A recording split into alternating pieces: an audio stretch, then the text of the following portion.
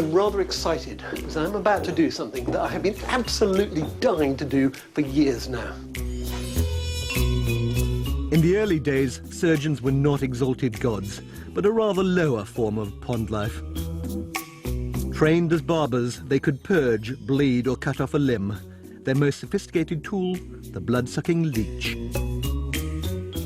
Right, so these are our friend the leeches, is that right? These are the friends of leeches. Now, these are European leeches. We know that because they have got green tummies. What? Be careful. Yeah. I've got one made ready for you. Okay. So if you put your arm on the table... Yep. And I'll put one in a wine glass. Ready? Yep. Will this hurt, by the way, just before? It's a bit like dentistry, you know, the injection hurts, but then afterwards it doesn't. Yeah.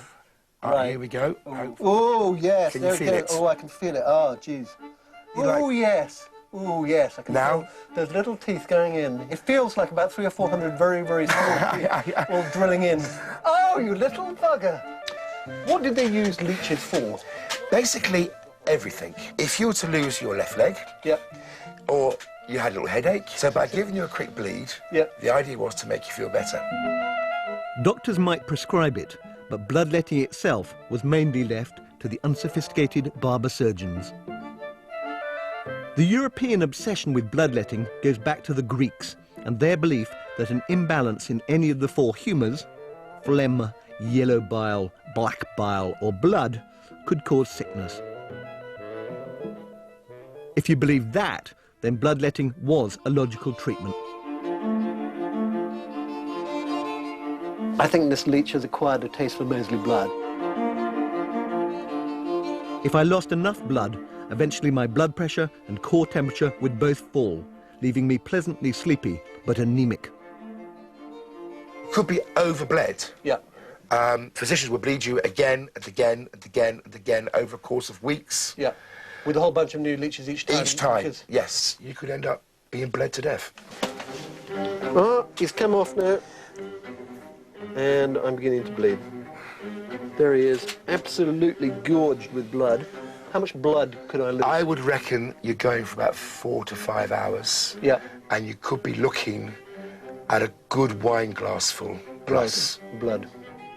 Right, and this idea clearly persisted, despite the fact it's clearly nonsense. It persisted for thousands of years? Thousands of years. I'm going to drop another drop just... Taken too far, bloodletting could and did kill. But it was still preferable to other treatments surgeons had to offer. That was butchery. Cutting out and chopping off.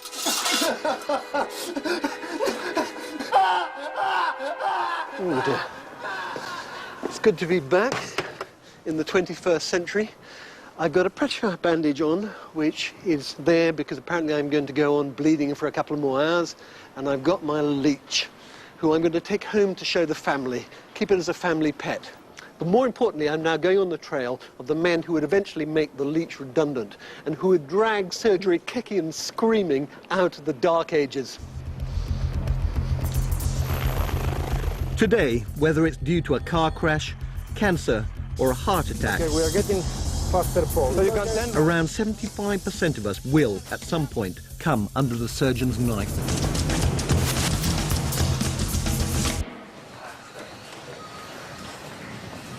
"32-year-old cab driver Jason Harvey has fallen over and smashed his kneecap.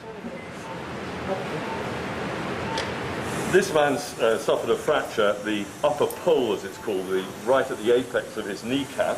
A fracture like this, before the days in which we could safely do surgery, would have significant repercussions on the patient's ability to walk, and it really would be a significant disability.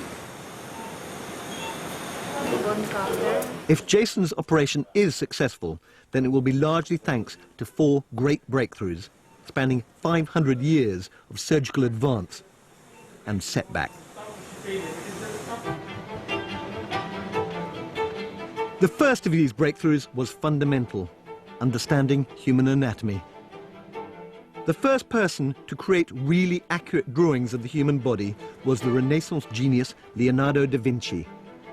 But he never published. So, well into the 16th century, doctors still relied for their understanding of anatomy on crude drawings done 1300 years before.